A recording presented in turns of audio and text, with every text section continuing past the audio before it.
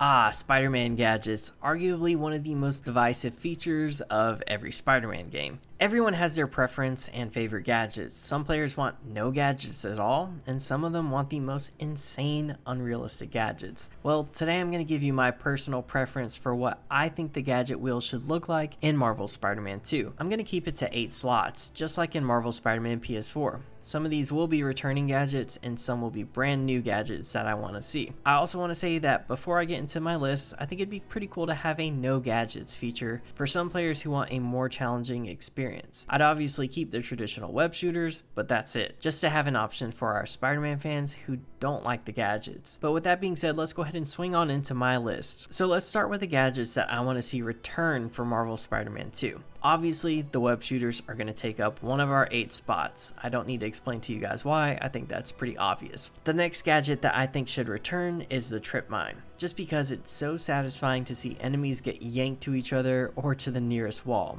But I'd also like to see a small upgrade to the trip mine. I'd like you to be able to place it on a ceiling, and if somebody walks underneath it, it will shoot them straight up to the ceiling. It would be so satisfying to see and a ton of fun. I'd also bring back the electric webbing just because it's super useful for combat and for little puzzles or power boxes. I feel like it's a more realistic gadget that Peter would craft in real life. I'd also bring back the web grenade for the same reason. I think it's pretty realistic, it's a tool that Peter would craft, and it's really useful for when you have enemies in bunches. Alright, so that leaves us with 4 slots for gadgets. Let's get into some of the new ones that I would like to see in Spider-Man 2. The first gadget is actually a gadget that almost made it into the first game, but was scrapped, and that is the web line. There is actually footage of this gadget online that you can check out. Some modders or hackers were able to find it within the game's code and actually showcase it.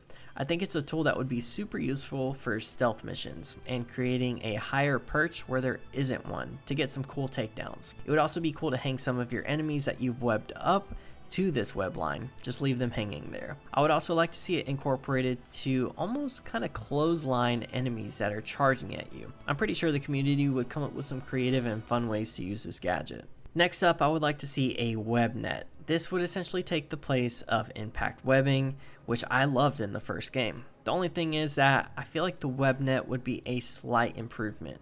Essentially, it would work just like the impact webbing did, but as it gets close to an enemy, it would expand, forming a giant net that can be used to stick enemies to the wall. However, the net can be used to capture or stick a group of enemies to a wall, as opposed to only affecting one enemy at a time. One way that I would achieve the same effect in the first game was to shoot a web grenade out and then use the concussive blast to get all of the enemies stuck to the wall. However, with the web net, you can achieve the same thing, but with only one gadget. Just shoot that web net out and you could possibly stick 3 different enemies to the wall. So the next gadget on my list is going to be specifically for combating Venom or any other symbiote types that we have. This one is what I would call the high frequency emitter. If you don't know already, Venom has 2 key weaknesses: fire and sensitivity to sounds. And this high frequency emitter would slow or stop any symbiote in their tracks. I feel like some gadgets need to have some sort of tie-in to the story. Perhaps midway through the story, Peter discovers that Venom is sensitive to high-pitched sounds,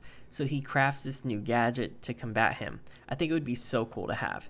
However, I think this gadget could be used for all enemy types. Maybe you could distract goons with it or whatnot. So now we get to the last gadget on my list, and picking out the final gadget was really tough. I mean, you guys have seen me make a ton of gadgets wishlist videos on my channel, but when it came down to actually narrowing it down to only 8 for the gadget wheel, it was really tough. And obviously I wanted to keep some of the old gadgets and then introduce new ones, so that left me with only 4 new spots. And now here we are at my last gadget, and it was really tough to figure out which one to put in here. But here we go. For my last gadget, I'm going to go with the spider tracers. Tracers aren't really anything new, but they could be pretty useful in this game. First off, it's really nice to have them for fleeing enemies, so that way you can actually track them down and don't lose sight of them. Also, I think it'd be pretty good to have them for gameplay when it comes to fighting Kraven. Kraven is a foe that kind of likes to lurk in the shadows and hunt. Let's say you're in a boss battle with him, and Kraven pops out to attack you, and then he silently goes back into the shadows.